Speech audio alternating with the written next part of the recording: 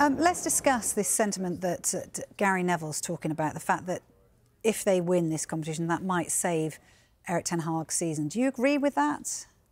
I don't. I think there was. I mean, I remember that '87 Cup final, and that was an era where the FA Cup was seen as virtually equal to winning a league title, and Europe wasn't so much of a consideration because there wasn't the Champions League in those days.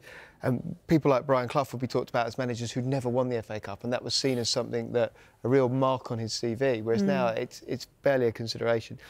So no, I'm afraid I don't think that will be the case. I think what will, I think the assessment, I think Ineos will almost, who now have control of Manchester United's football operations, I think they almost certainly want to make a change. The question is who. And there is a dearth of suitable candidates. I don't think the verdict on Erik ten Hag's 2 years make him a bad manager. I don't believe that a new owner comes in, installs a new director of football, a new technical director, a new chief executive, and doesn't change the manager. I think they want their own men in all these positions. So whether he wins the FA Cup or not, I just don't think. Sadly, it has the weight. It didn't save Louis van Gaal.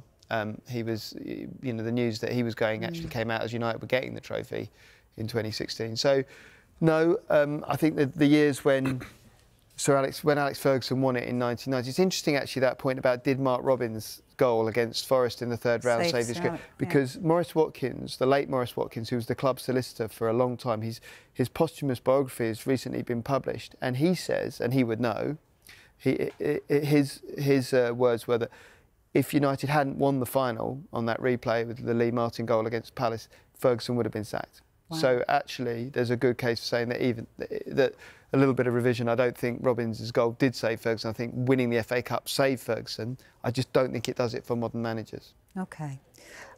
You know, we heard from James there saying about he hasn't been able to pick his, you know, best starting 11 for what, 100 games. Is that what I think the quote was there? The magic of the cup, though, is that going to do it for them today? Do you feel? No, I'm with Sam. Good. I'm with Sam. Listen, the resources that have been at his disposal, the fact that other managers with fewer resources have been able to tap into their academies and find the players with the appetite and the talent, the ability and the consistency to step up to a higher level to first team and perform, suggests that there won't be any sympathy for Ten Hag. As Sam rightly says, he's a good manager, but whether he's the right manager for a club with the demands of Manchester United is a different matter altogether.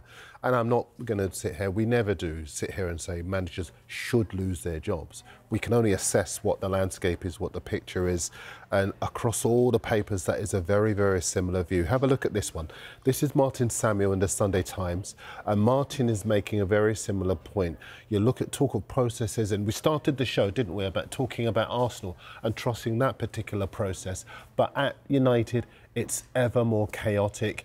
And he asked the question that if you're watching at home or you're anywhere else, just think this. When did you last see United play so well and so convincingly that you were impressed with them? Because I can't remember. And that's the damning indictment of the club at the moment. I'll show you one other just before we go to the break.